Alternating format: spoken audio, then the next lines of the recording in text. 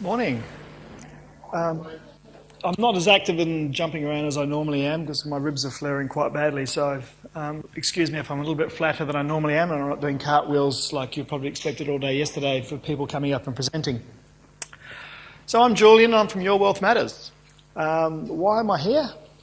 Well, when we talk about health and wellness, stress kicks in a big part of that process. And one of the biggest stresses we have in life is money stress. Who here has never had money stress?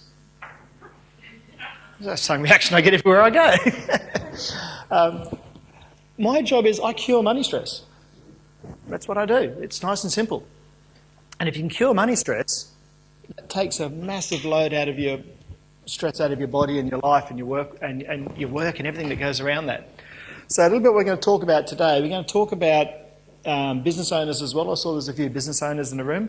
And there's probably some people that would like to be business owners as well, thinking about starting businesses potentially or looking at that go. So what we talk about today works definitely for those that are PAYG. And for those that are into business owners, there'll be a small twist towards the end as we'll sort of change focus slightly as to how that, but it's relevant all the way through this process. So by curing money stress, I don't go around giving $500,000 to everybody because that actually cures it for a short period, but it doesn't actually change the process of what we're doing. Everything we do is based on the choices you make. It's not your parents, your past relationships, your job, the economy, the weather, an argument, your age, or anything like that that's to blame. You and only you are responsible for every decision and choice you make. You've probably seen that before. Before we kick off, quick disclaimer, anything I say, I'm a licensed financial planner in the background as well. So this isn't a financial planning conversation, but because I am licensed, I have to say everything I tell you is general advice only. Don't take it as personal and please don't go rushing out there and doing something and then without speaking to a professional first and then blaming me. Because that ain't how it works. So what is financial success and what's freedom? Let's pick somebody. I don't know any names, so I'm going to pick that fellow there that I've spoken to before and whose name escapes me this morning. Michael, what's freedom mean to you?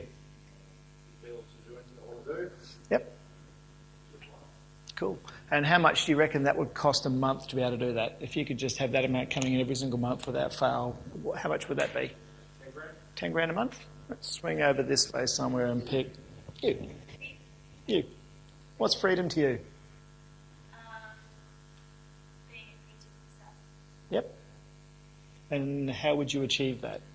You've still got to live and pay bills and all the bits and pieces and things like that. So what would you need in the way of an income stream potentially to have true freedom?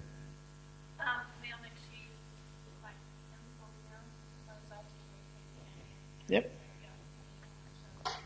what to earn a month would be about Yep. Cool. $5,000 a month would probably be enough to sort of keep everything off your plate and allow things to survive. Yep, cool. Up the back here. What is freedom to me? Being able to provide for my family, provide my kids with the education, Yep. have a holiday once a year. Cool. Financial freedom for me. Yep. The cool thing about financial freedom, when we boil it down, it can actually be built down, and obviously I'm coming from the finance space, but we can distill it down to a number. And it's unique to every single person I come across. And I've got clients in Canada, I've got them in Colorado, and I've got them on the East Coast, and I've got them here in Australia as well. So it doesn't really change wherever I'm working. But for me, is you can distill it down to a particular number that's specific to each person's environment and their family. If $5,000 a month comes in every single month after tax without you actually having to exchange any time and effort to make that money, and it comes in for the next 3 generations. I'm not interested in just doing it for you. I'm interested for the next 3 generations. Now your life changes. Changes in a big way. So how do we actually go about that? Because at the moment, society tells us we're supposed to go to work, go to school, get good grades, go to work really hard to we're 65 and hope we've got enough health, life and energy left to do something with it at the end of it. Now, I don't know about you, but as I get older, I start to ache more, hurt more, and slow down a little bit. So I'm looking at 20 more years, and I don't think I won't be able to. I may not be able to enjoy life to the fullest capacity I could in my 20s and 30s and 40s. It's the things I'm going to take my girls dog sledding on tours through Norway and things like that. My girls are 4 and 6. So as they're going through school, I want to be able to go to school holidays. When they come back from school holidays, go, we went on a 6-day eco-adventure dog sledding through the fjords of Norway. I don't want to go to Bali, or I don't want them to go down to Bunbury and hang out on the beach. I want to take them and experience different things around the world. Now, I like Bali. I've been there a few times, and I'll take them once. But I want to be able to give these girls an adventure and a lifestyle. So, how do you get freedom? Done the advice disclaimer. Essentially, we know 4% of the population retire independently wealthy, which leaves 96% of us, the population, unable to achieve that. They're relying on family, friends, government, pensions and charities at retirement to actually get financially free. Now, 30 years ago, that number was exactly the same. So with 3 decades or so of the best endeavours of the financial services industry to help everybody get ahead and do better, we're not. Nothing's changed. And part of that is society and everything we look at in general is designed for us to spend. You don't open a magazine or your Facebook or the TV or the radio without somebody encouraging you to spend money now. Interest free, man, buy now, pay later, it's all good. You need the new car, you need this, you need that, you need everything else. And it's only going to get worse because we've broken the link with cash and payment. And I'll explain what I mean by that. We tap and go now. Kids don't see, I remember I'm not that old, I got my first pay packet and it was a yellow envelope with folding notes and coins in it and my thing written on the front of it. Just a few people remember that. Not that many, but a few. Okay. And then you got home and essentially your wife took it off you and went and gave you $5 to go down the pub and have a beer. But when you paid for stuff, you took cash out and you paid for it. Yes. I earned that money. And then I remember the feeling when someone told me, we're stopping that, the money's going straight into your bank account. It was like, no, I want you to pay me. No, I'm going to pay you, but I'm paying it straight into your bank account. But that first couple of weeks was a little bit, I like someone giving me money. Now it just disappeared into my bank account. I never actually saw it. Now we've all got cards. Some places, yep. No. It's actually with the credit card. With the credit card machines, that's how my boys are playing Monopoly with the credit card machines. Yeah. There's no cash. Exactly. So we've actually broken the link of physical money. Now, what came to me yesterday, I ran a boot camp, a financial foundations boot camp yesterday, part of a 2-weekend event with another lady I work with. And her father's 76. He's a farmer from down Boyanup way. And he got his first card 4 weeks ago. Stuck it in his wallet because he uses cash for everything. All his life he's always paid cash. And he doesn't spend anything, like ever. To get him to spend stuff is just like sort of like pulling teeth. Because he pulls it out, he looks at it and he goes, don't want to break that. I don't want to break that 50. Puts it back in his pocket. Carry it around. Awesome. The thing is, once you break them, they're gone. But she goes, Dad, let's practice using your card. So they went somewhere and they bought something. And ding! Oh, this is good. Ding! Ding! For the next ding, ding, ding, ding, ding, ding, ding, ding, ding. This guy's 76 and never spends a cent. He goes, when he gets home, he's going to shit himself when he sees his bank account to realise what he's spent. They actually had to take the trailer back when they took him back down to the farm. They had to take the trailer with all the stuff he'd bought. But he still hadn't quite made that link yet that it was actual money out of his account. Now, he's 73 or 76 or something and has been frugal all his life. You can see the danger of delinking cash with spending. And our kids don't understand. They don't see it. They don't see your parents paying with cash. They don't see it transacting anywhere. They don't see it coming home from a week's work. Money just appears. It's crazy. So, it's only going to get worse if you don't do something around it. So for us, we need to understand the game we're supposed to be playing. The game isn't to work until you're 65 and hope you've got enough health, life and income left to do something. The name of the game is to replace your income as quickly as you possibly can and then enjoy life. The moment you don't have to exchange your time for money, the world changes. Someone said, and I can't remember the quote, it's a very old one, those who understand compounding benefit from it, those that don't pay it. So there's only two ways, you have to, there's only so much money in that space, you need to use it efficiently as well. So how do you play the real game? Through a coach education, shifting the thought processes, because 96% of the population are going that way.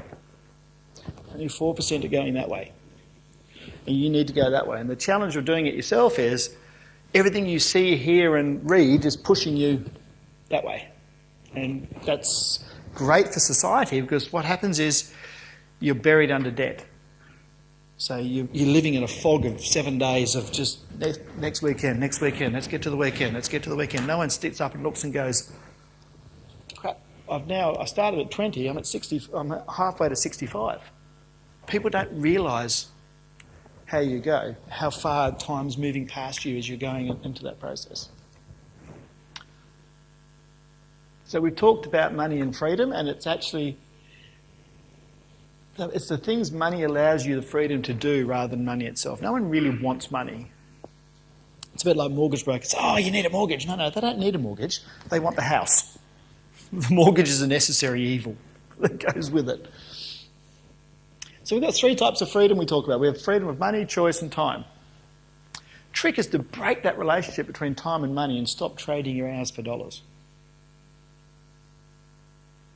Because everybody just goes to work. I'll get a job, I'll earn more money. Guess what? You earn more money, you'll spend more money. You earn less money, technically, well, you're supposed to spend less money, but a lot of people I see trade in the red because it's shifting sands. They slide money around between accounts. And when they sit with me, we go through the money planner, which is the tool I use, start to look at that, and it's like negative $180, $380 a month, $500 a month, negative $1,200 a month. It's quite often I see. And they don't realise that because it comes in here and we slide it onto a credit card here and we half pay for that one and we half pay for that one and we stick a little bit over there and you're never actually aware of what it's costing you to live for the month. And that's actually really dangerous. So what we're trying to do is we're trying to create an income that doesn't require you to spend 8 hours a day or more working to get paid. No, I'm not about to sell you an investment property scheme at the end of this either. Just so we're aware, it's not where I'm heading. So what's the most valuable thing in the world is time. Bill Gates can't buy yesterday back. When you actually start looking at it on the process, I'll see if I can clean marks off without screaming. I'll pick a different colour. Let's go with blue. So at some point in time, we're not going to be able to trade time for money. So it's probably, in this day and age, it's around 65 where we're not going to be able to trade time for money. So we suddenly realise we've only got those 45 years to build a productive income stream. Because as we get older, we all want to work forever. I love what I do, I'll never stop working. But statistics tell us there's going to be an event for most people that stops them the ability to be able to keep trading time for money. It might be a personal event, it might be a stroke, it might be a heart attack, it might be dementia, it might be a family member, or a partner, or somebody that needs caring for from an accident, or there's a raft of things, and as a financial planner I get to see all of them, that will stop a family being able to trade time for money at some point in the future.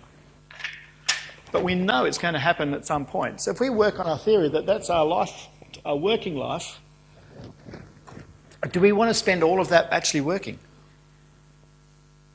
Because, I know some 65-year-olds, I know some 70-year-olds that can lift good weights and do aerobics and, do yoga and all the bits and pieces. But as a general rule, a lot of the population, by the time they hit 65 and 70, they're three-quarters knackered. Everything hurts, everything rolls. So I go, ageing is a state of mind, I get that. And I'm not supposed to be able to do it. I'm supposed to stretch gently twice a day, morning and night. Now, apart from this week when I had a bit of a flare-up the first time in 3 years, I've got a 190 kilo deadlift, 140 kilo back squat. My rheumatologist looks at me and goes, "What are you doing? You're supposed to stretch."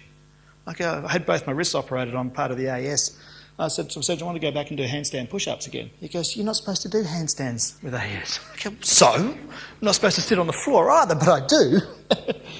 So I understand that you can break the mould. But at some point in time, something's going to happen that's going to impact your ability to earn money. I'll blast through these facts. We know that 80% of people regularly suffer from money stress. 96% never reach financial independence. 50% of retired couples have an income below $28,000 a year.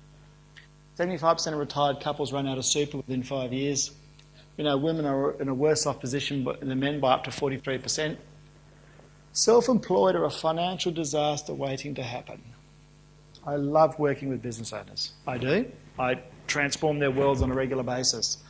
But damn, they get themselves into some pickles. Most businesses don't actually sell. They're forced to close and walk away. There's a few of them that get to sell. Most of them would like to think they've got something to sell, but more often than not, however it happens, it's 80% of them close their doors and walk away. And the government can't afford to be looking after people like they do. They're pushing the retirement rate up to 67. They'd like to shove it to 70. They've made 1,370 legislative changes to superannuation since it started. There's more coming. There's trillions of dollars sitting in super. The government has a cash flow problem.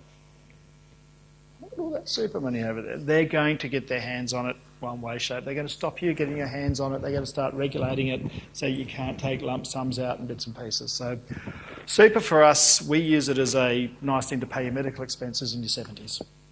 We don't really want it to be what you rely on to retire with. And if you feel money stress now, imagine what you could feel like when you don't have the ability to earn an income. So, what are the 4% doing differently? Well, the 96 pay themselves last, exist usually unaware they're living outside their means, those shifting sands of credit cards and bits and pieces. They get into debt repeatedly and they live from payday to payday. And they negatively cash flow their investments. Who's heard about negative gearing and thinks it's a great idea? Sold by the media and bits and pieces, it's a great idea.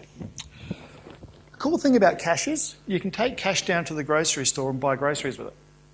They don't accept negative gearing and tax deductions as payment. Okay. So in our world, cash flow is king. I don't mind property. I have one myself. I have clients that have property. It's great. But it can't be to the detriment of your personal health and your financial health.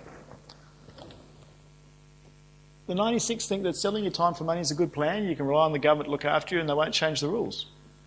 And just quickly, what the government think you should live on comfortably and what people think they can live on comfortably, there's a $20,000 disparity a year. Which way in whose favour do you reckon that runs? Yeah. Think of black and gold cat food.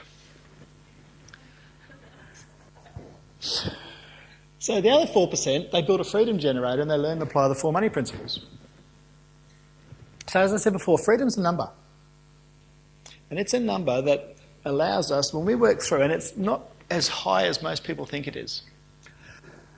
A lot of people go, freedom to me is be able to fly first class, do this, do that, do everything else. It's $20,000 a month would be great. That's your Beyonce lifestyle. But we dig it down to if we could cover the mortgage. Now, and there's different levels of freedom for people. For some people, if I could just cover the mortgage every month, that $2,500, $2,800, $3,200 a month, if I could just cover that every single month without having to get out of bed, that to me is my first level of freedom. Okay, well that's pretty cool. That's actually quite achievable, believe it or not. $20,000 achievable, but as a business owner. And it's still going to take a little bit of time. But if we look at it and go, if you start work at 20 and you're working through to 65 as a general rule of thumb, and your number is, the average number usually sits around $6,000, $7,000 a month as unearned income coming in every month, is about where most people sort of sit at when they get to this point of the calculations.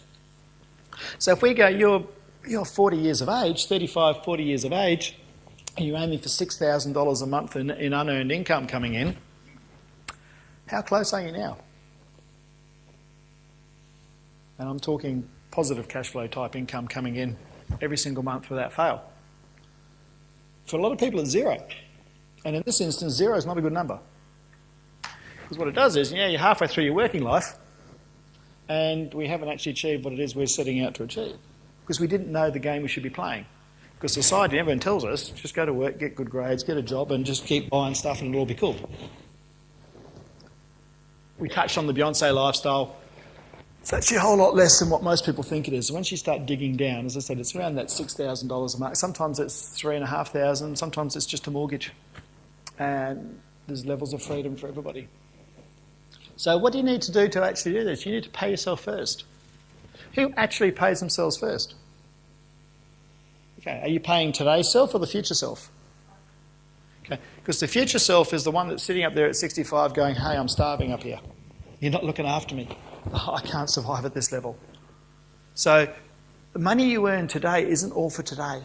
Some of that money has to go through to your future self to start earning more money to look after you into the future. Does that make sense? Live within your means. Now, I'm not saying you need to have a budget. Budgets are like diets. Everybody lies, everybody cheats, and everybody fails. It's just how they work. For me, a budget's a snapshot in time. What are you spending today? But we can't magically just add more money into the pot. So at some point when we go through what you're living and spending in that process, there has to be a bit of a reconciliation. But it's not a punishment process. It's like, hang on a minute, if we can just adjust here and here, get ourselves to a small surplus, what we're going to do is we're going to buy time back. At some point, we're not going to have to exchange time for money. So now it's not a punishment thing, it's a reward thing. Because we've shifted how we're thinking about what it is we're actually trying to achieve today. And I have got some clients, she was all excited, she came and saw me and she goes, oh great, Barry's XR8's paid off next month. It'll save us $900 a month. We'll be able to add that in and speed up our freedom generator thing. Barry came home 2 days later and goes, guess what honey, I've been looking at the new XR8. We're going to trade this one in and it'll still only cost us $900 a month. We're just going to add $27,000 to the balloon process and we'll be all cool again. There was a small argument at that point that went on for about 3 days. Needless to say, Barry didn't get his new XR8. You need to protect yourself. And by protect yourself, I'm talking about safety nets. I'm talking about one of the biggest things that you actually have as a person is your ability to earn an income. So if you don't have income protection, and this is the planning, lecturing everybody in the process, you're a fool. I hope you never ever have to use it. I hope it's the biggest waste of money you've ever spent buying income protection insurance. Absolutely hope you never have to use it. It's the biggest waste of money. But I can tell you now, the statistics tell me that at some point in time, most of the people, working population get knocked out of work for a period of time. And I know that for most Australians, they can't survive more than 30 days without an income stream coming in before they hit financial stress. And they start defaulting on repayments and bits and pieces in the background. So I'm not going to ask who's got it and who hasn't got it, but one of the biggest safety nets you have to have is income protection. If nothing else, have income protection. For the families that goes with kids and things like that, you've got to have life insurance. Because again, you whack one family member out and you watch what happens to the family trying to hold things together and clear debts and keep making payments and bits and pieces and stuff like that. So you've got to have safety nets in place. You need to make your money work for you. So the principles to live by, takeaway, pay yourself first. I'm talking about your future self. I'm not talking about today. Find a surplus that you can pay yourself first before you pay anybody else. And if that's $25, it's $25 and I'm okay with that. Because it's a discipline, it's a habit, it's a process. And the power of compounding that $25 over, a month or a week or whatever it can be, over the next 30 or 40 years will make a ridiculous difference over time.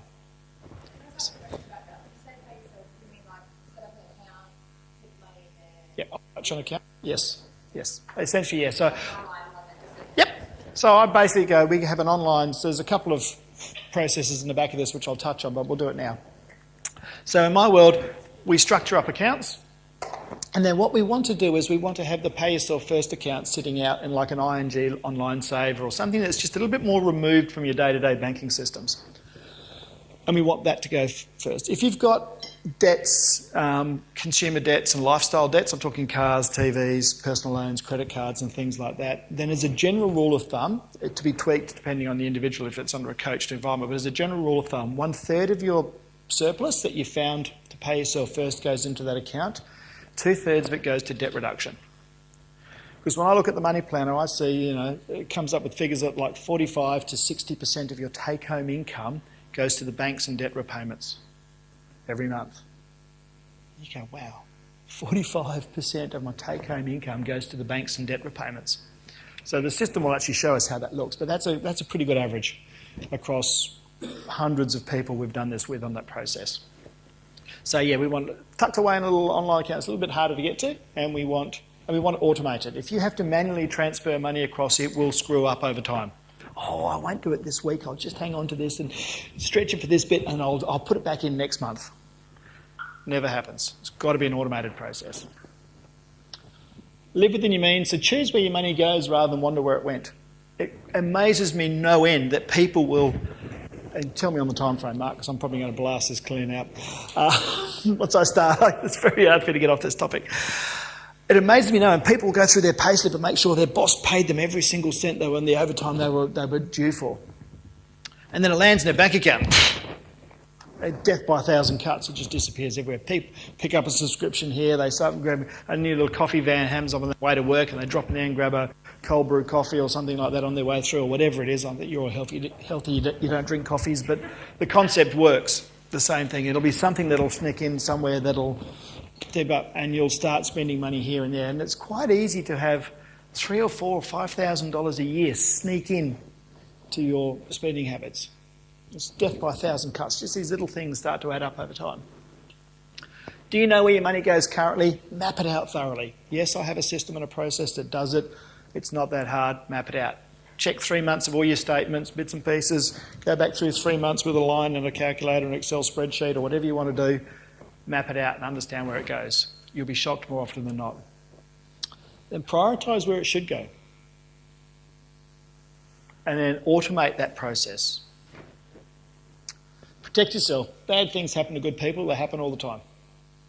I can't tell you how many heart-rending stories about a 35-year-old father drops dead of a cancer or something like that, leaves mum with 2 babies, or 3 kids under the age of 9. My 6-year-old daughter's best friend at school's dad was killed in a head-on car crash by a drugged-out driver last year. Left 3 kids under the age of 9, a mortgage and no insurances. It's not cool.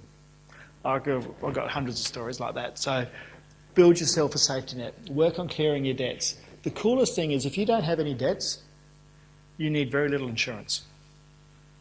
The less debts you have, the less insurance you have. So in our system, one of the things we do is we actively reduce your income, your levels of insurance protection in your Wealth Matters and Under Wealth Today process. Because we actively try to kill debts and get your cash flow under control so we can reduce your insurance levels, which frees up your cash flow to put more money aside to buy your time back. Make your money work for you. The rich don't work for money, they have their money work for them.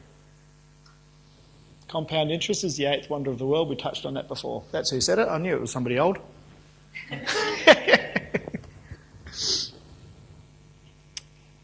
Get a mentor or coach, guys. It's very hard to do it without it. Start living the 4 money principles. That's the basis of how you need to start thinking about your money. Is you actually need to get money started, put aside, start clearing your debts in the process, and start looking to the future to have money work for you. It can be in investment property, it can be in shares, it can be in bonds, it can be in all sorts of things. I really don't care. Hey? No more shoes. Well, you can have a surprise account. We never talk about account structures. It allows you to reward yourself over time. But I've had some conversations because I worked with Mark and Sam for a while around this. And it's like, I need to reward myself. Yeah, not until you've actually done some stuff. When you've built your safety nets and you've done some bits and pieces, you can reward yourself. I don't reward mediocrity. You've got to get some really good goals and some safety nets and bits and pieces, because shoes won't pay the bills. A safety net will.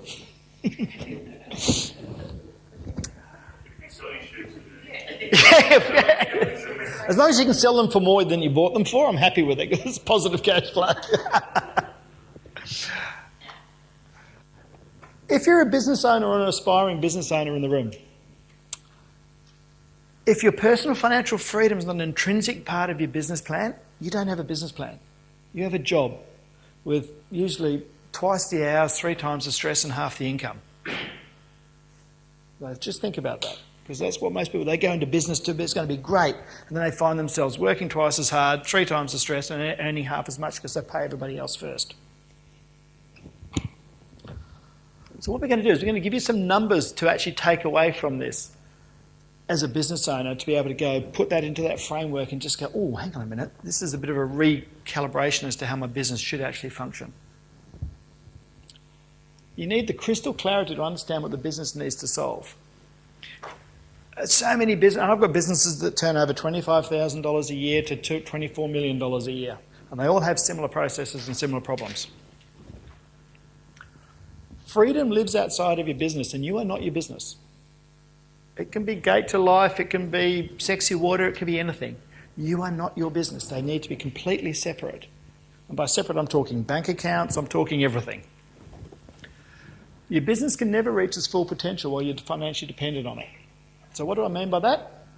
You have a business, it's got a marketing budget, it's got all the bits and pieces, and all of a sudden the car has a bit of a meltdown at home, and you just sort of go, wife needs a car, partner needs a car, rip $30,000 out, buy a car, and the business sort of goes, that was my marketing budget, thanks. The business is always hamstrung by the fact that it knows how much money you're going to be ripping out of it on any given day. And the amount of business owners that cross-pollinate accounts, they go, oh, I'll pay for everything in my business, and the poor business is just forking out, and it never really knows what's expected of it month by month. Freedom must be planned. The mind can't grasp vague. So when I talk about we crystallise it into solid freedom, how much is that number, that first level of freedom? So we work on the first level of freedom, we've got our number. So it might be we need $6,000 a month. Okay, at a 5% return, add a 25% buffer in there, so we're starting to get some numbers together now. We'll know that we need X amount of money tucked up in our freedom generator. It might be $1,245,000. We know we've got 45 years to do it. So it's a straight mathematical equation. How much does the business need to put aside to generate that $1,245,000? X amount per month. Happy days. Oh, we're starting here. That number per month jumps quite massively. So the later you start, the more you've got to put into it. Hence why it's easier for a business owner to make bigger incremental jumps, because as a PAYG, you're somewhat hamstrung as to how many hours you can work and what you can actually deal with. So for a business point of owner, we need the baseline living number. We need to pay ourselves first. We need to automate the system and the structure to make sure that that noise and the stress from home is eliminated. Remember, we cure money stress. If you can automate that process and put that baseline living number across, and depending on the business, it can go down to DEFCON 4, where we're wiping our bum with sandpaper because we can't afford good quality toilet paper. Okay? Whatever it needs to survive is where we'll get to. That pain point is actually not such a bad place, because we're not going to stay there forever. So as a business owner, if our business is struggling slightly, we need to, and we're reliant on it as a family, we need to really pull down hard on the family expenses. We pay ourselves first, we automate it. That takes a degree of stress out. Now we can focus solely on the business. We now got some profit numbers. We know what our baseline number is, which will give us our first profit number in the business, which is we're just existing level. We're not paying anything to our future self, we're not buying our time back, we're just existing, but it gives us a profit number. From that point, we're going to have an idea, we're going to have a must-have done by 65 number. So we need $6,000 a month into our system, $1,245,000 if that was the number, and we've got to have it done by 65. That will then give us our second profit number for the business. We go, the business needs to get to this level here so that we can actually buy our time back at retirement. Otherwise, we're just kidding ourselves. We've just bought a job. But we'd like to do that earlier. And we'd like a little bit more than $6,000. That gives us a third profit number. So now we've got some profit numbers in our business. How do we relate that to what we're actually doing, selling, or giving, or working in our business? So it doesn't matter what business you are, you either sell time, a service, or you sell a product, or a combination. So then we go, okay, so if your profit number is $27,000 a month, you've only got so many client contact hours or units or stuff that you can sell. So now it becomes what are my price points? Can my business actually achieve what it needs to get to basic level we can survive for the family? Or the next bit, we're going to be all right by 65, or we're going to kick it out of the park and be retired at 48 on $10,000 a month. How cool is that? But it now starts to align with your business and your profit points. And go, okay, what am I selling for? What am I doing? How am I doing this? And very few people actually get to that detail. Even the ones that have got through Action Business Coaching and all the other business coaches and stuff around the place. I sat with Suzanne Laidlaw from Action Coaching over here in Osborne Park. She looked at me and she went, can you come and do this with my clients? Because I touch on it, but I don't go into this depth. So this is the foundation. So if you're thinking of starting a business, you need to run these numbers. If you're in a business, you need to run these numbers. Yes, you may be able to sell your business. You may have a legacy business you can sell. But I'm going to ask some questions around that. I mean, if you've got a legacy business, who's going to buy it? What do they value in the business and how much they're prepared to pay? What they work on. I have a gym owner I train with over in Midland. He's 24 years of age and goes, yeah, well, at some point, I'm going to sell my gym. That's going to be my retirement strategy. Okay, we needed $2.4 million or something like that as his exit strategy. Who are you going to sell your gym to? PT. Can you see some problems there? No. They're excited and they're all bought up, they're their client base, and who's going to lend a PT $2.4, $2.6 million at 24 years of age to buy your business? You might find one, but the pool's pretty small. The chances of finding them are fairly remote. That was his exit strategy. I said was. He's got a new one now. He's paying himself monthly into an income generator to buy his time back over time. He may still sell it. He may sell it for a chunk. And that'll be a top-up. But it's not his main... It's not a Hail Mary pass at the end hoping it's going to be okay. How much time do you want to give him? 10 minutes? Oh, we can do that. 2 guiding forces within your business must be the impact you want the business to have on the world. See, I'm not all about money. This isn't just a cold financial planning type conversation around business and money. It's got to be the impact you want the business to have on the world, and how will it secure your personal financial freedom today and into the future. Because to help others, you've got to put your own oxygen mask on first. I had this conversation, you say, oh, but I want to give money to charity every week. It's fine, put your own oxygen mask on first. Get yourself strong, stable, and we'll build this properly. We'll build something that they can actually, it'll pay the charity every single month for the next 3 generations. If you're going to do it, let's do it properly.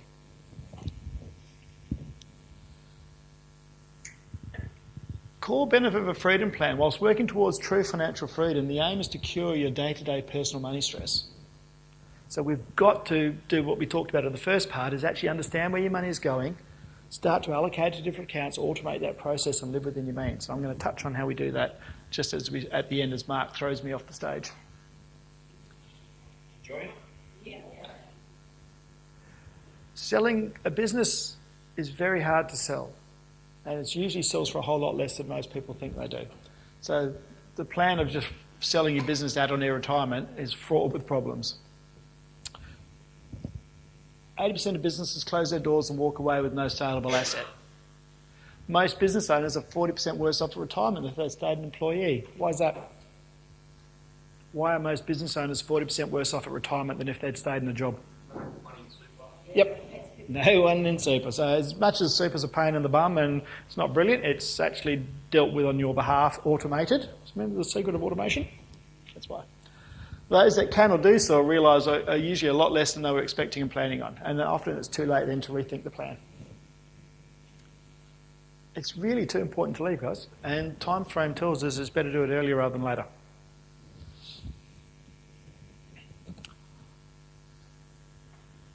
There's whole lots of challenges and issues with being self-employed or a business owner. But there's an upside as well. We can short-circuit this process and we can make some massive changes with the right focus and understanding of the game you're supposed to be playing. What do we got? So let's touch it. So first thing, we need to get a firm understanding of a vision for your business. Really, what's the business trying to achieve in the world? And then we need to understand what our baseline living number is for our personal freedom. So what do we actually need to survive and to buy our time back? Remember, it's less than the Beyonce number to start off with. Once we've got that absolute clarity, if we can define that down to a number, the cool thing is if it's $1,245,000, As a business owner, you can get there and go, October, when I transfer that last $5,000, we are done. There's very few people know when they've built that impenetrable financial wall around their family. Because this is what we're doing. We're building an impenetrable financial wall around our family for the next 3 generations. Most people go, oh, when I've got a couple of $1 million. Well, is it a couple of $1 million, or is it 1.8, or is it 2, or is it 2.2? There's $400,000 worth of difference there. How do you know when you've done it? In this system and process, we know the moment we transfer that figure there, it's done. It doesn't mean you won't work, and it doesn't mean you'll never work again, but you don't need to work again. Once we clearly separate our business and our personal bank accounts, we've touched on the 4 key numbers. Most business owners, and I don't mean this in a mean way, but most business owners have no clarity on exactly what it is they're building. They know they're building a business and, I've got to get to it, but they don't know the clarity of the numbers behind it, those 4 numbers we touched on before. They have no surplus in their business. It just runs and they pay bills and it's up and down. They run an overdraft and they hope the tax bill's not too big at the end of the year and maybe there's a refund and maybe we can... They don't actually run a surplus in their business. You've actually got to price and pick. Now people go, but I can't price over and above because my business is in competition with other businesses. But there's the value you bring into the marketplace as well. So there's things you can do, and I've worked with a tyre business down in Albany. Quick touch on this one. Everyone does $55 wheel alignments in Albany.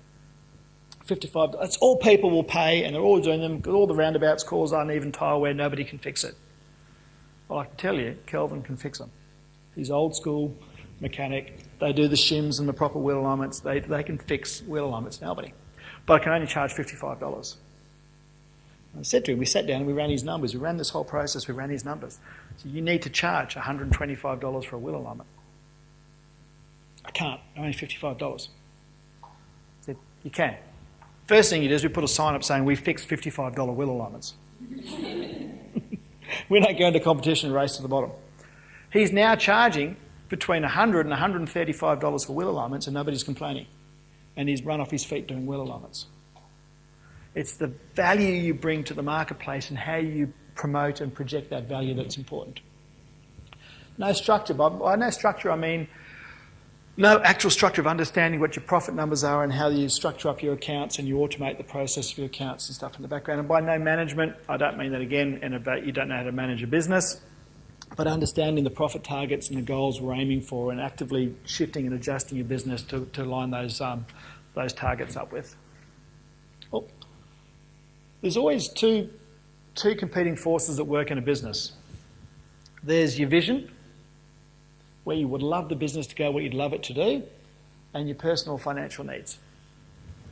And more often than not, that wins out to the detriment of your business and your vision. Would you agree with that?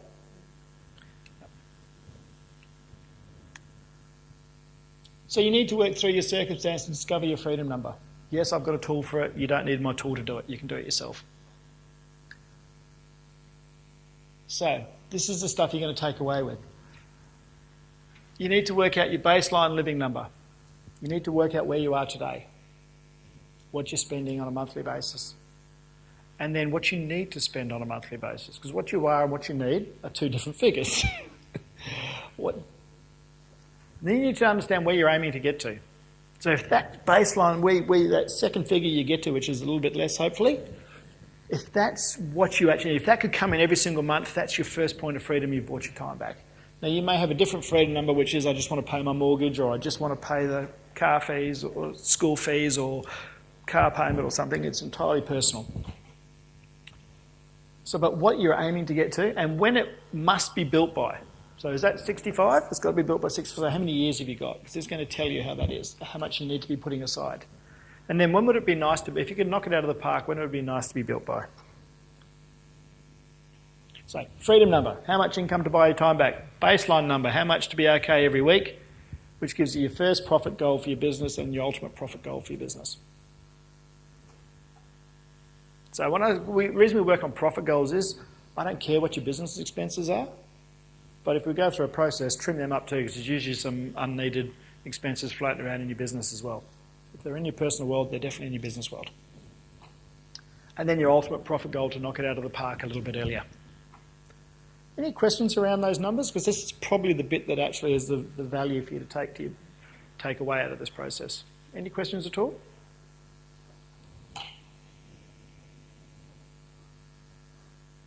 So if you could take a photo, so that's it, your time, your maximum, your ideal time frame, and what number is you need.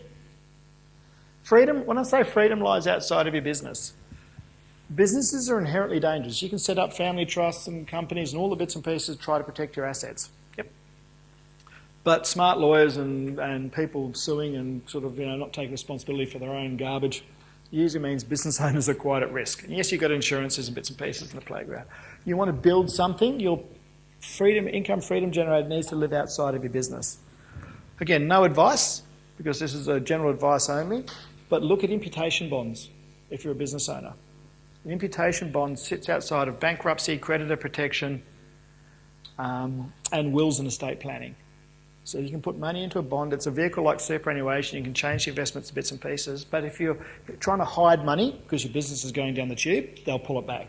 But if you're regularly contributing into a bond, something goes pear-shaped and you lose everything, they can't touch the bond.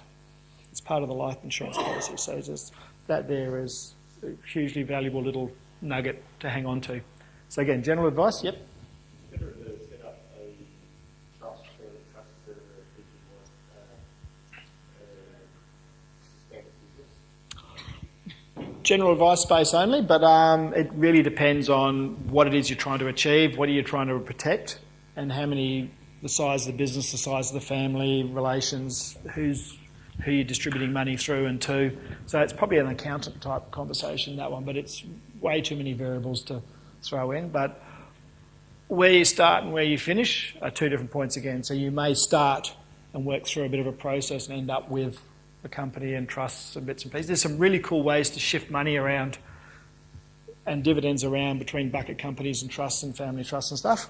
Not conversation for this morning because I'm being kicked out. Cash flow has to be the centre point of your freedom, guys. Has to be the centre point of your freedom. That is one of the biggest takeaways that I have is everybody will sell you all sorts of process bits to take your money off you. But if you go back to my vision, does it get me closer to my freedom? Is it in line with my business and my vision? And does it produce cash flow in my world? Does it get me closer to where I'm going to be? Quick pitch on what I do. Yes, I have programs. I run business coaching programs. I do one with Mark and Sam, if that's what I'm saying. I do personal boot camp type stuff as well with people in small groups using model clients and things like that as well. So I'll be around till probably lunchtime, maybe a little bit after. Feel free to catch up, have a chat. There's a couple of info things on the front desk.